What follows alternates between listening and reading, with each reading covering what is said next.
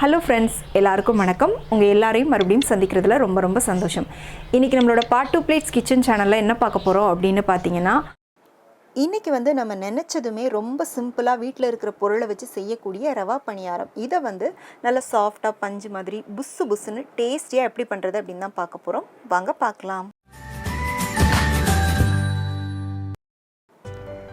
இப்போ இதில் ஒரு அரை கப் அளவுக்கு சர்க்கரை எடுத்து வச்சுருக்கேன். இப்போ நீங்கள் ஒரே கப்பில் எல்லாமே அளந்துக்கோங்க. நான் மெஷர்மெண்ட் கப்புக்கு அரை கப் அளவுக்கு எடுத்திருக்கேன். இதை ஒரு மிக்ஸி ஜாருக்கு மாற்றிக்கலாம். இப்போ இது கூட ஒரு 4 ஏலக்காய் மட்டும் போட்டுக்கலாம். நீங்கள் ஏலக்காய் தூள் தனியாக வச்சுருந்தீங்கன்னா ஒரு அரை டீஸ்பூன் அளவுக்கு சேர்த்துக்கோங்க.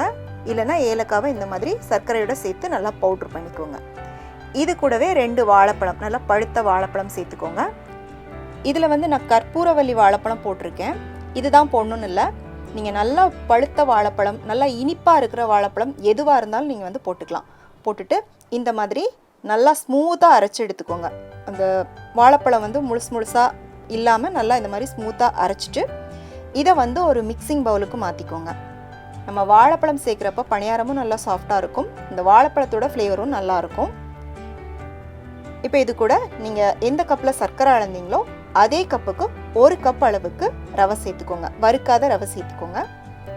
கூடவே அரை கப் அளவுக்கு மைதா, 1/4 டீஸ்பூனுக்கும் ரொம்ப கம்மியாக உப்பு சேர்த்துக்கோங்க. சேர்த்துட்டு தண்ணி சேர்க்காம ஒரு தடவை இது எல்லாத்தையும் நல்லா கலந்து விட்டுக்கோங்க. இப்போ நல்லா மிக்ஸ் பண்ணியாச்சு. இப்போ இது கூட நம்ம தண்ணி சேர்த்துட்டு கலந்துக்கலாம். தண்ணியை ஒரே நேரமாக ஊற்றாமல் கொஞ்சம் கொஞ்சமாக ஊற்றிட்டு கலந்துக்கோங்க. இப்போ பார்த்திங்கன்னா நான் ஒரு அரை கப் அளவுக்கு தண்ணி சேர்த்துருக்கேன். பாருங்கள், இந்த மாதிரி கன்சிஸ்டன்சியில் இருக்குது. இப்போ இதை ஒரு மூடி போட்டு மூடி ஒரு அரை மணி நேரத்துக்கு அப்படியே கொஞ்சம் நல்லா ரெஸ்ட்டில் விட்டுடலாம். இப்போ அரை மணி நேரம் கழித்து நான் எடுத்திருக்கேன். பாருங்கள், நல்லா திக்காக இருக்குது. நம்ம சேர்த்த தண்ணியெல்லாம் அந்த ரவை உறிஞ்சு நல்லாவே திக்காக இருக்குது. இப்போ இன்னொரு அரை கப் அளவுக்கு இதோட தண்ணி சேர்த்துக்கலாம். இதில் நான் ஒரு 1/4 டீஸ்பூன் சோடா உப்பும் சேர்த்துருக்கேன். சோடா உப்பு சேர்க்குறப்ப கேமரா ஆனில் இல்லை, அதனால் அது ரெக்கார்ட் ஆகலை. கண்டிப்பாக சோடா உப்பு சேர்த்தா தான் உங்களுக்கு பணியாரம் நல்லா உப்பி எழும்பி வரும். நீங்கள் வேண்டான்னா ஸ்கிப் பண்ணிக்கோங்க. பாருங்கள், இந்த மாதிரி கன்சிஸ்டன்சியில் கலந்துக்கோங்க. இப்போ பணியாரத்துக்கு மாவு ரெடி ஆயிடுச்சு. நம்ம எண்ணெயை சூடு பண்ணிவிட்டு பணியாரம் சுட்டு எடுக்கலாம். நல்லா ஹை ஃப்ளேமில் வச்சு எண்ணெயை நல்லா சூடு பண்ணிடுங்க. சூடு பண்ணிவிட்டு பணியாரம் ஊற்றுறப்ப அடுப்பை மீடியமுக்கு மாற்றிக்கோங்க. மாற்றிட்டு பணியாரம் ஊற்றுங்க. பாருங்கள், அழகாக உப்பி எழும்பி வருது. ஊற்றி கொஞ்ச நேரத்தில் இந்த மாதிரி உப்பி எழும்பி வரும். அந்த நேரத்தில் லைட்டாக அது மேலே இந்த மாதிரி எண்ணெயை கொதி ஊற்றிக்கோங்க.